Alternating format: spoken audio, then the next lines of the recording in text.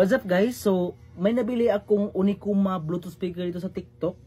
So, meron ako dito Orashare Bluetooth speaker.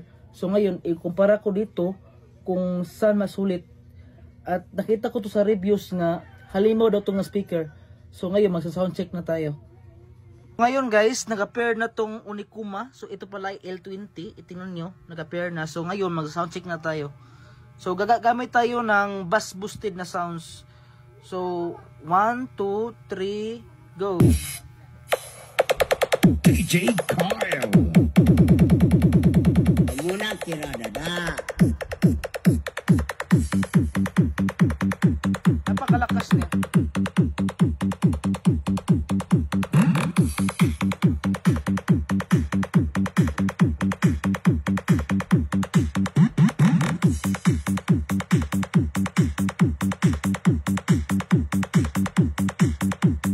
Iloilo Beats Club.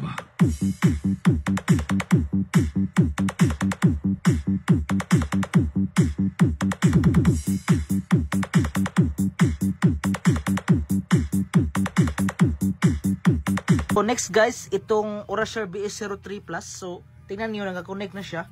So same pa rin na music, gagamit tayo ng bass boosted na sounds. So ito na siya, 1, 2, 3. DJ Kyle!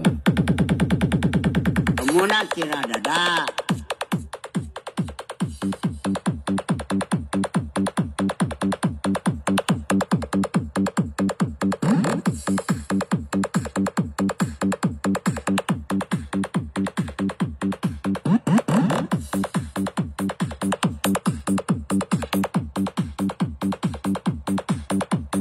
Iloilo Beats Club.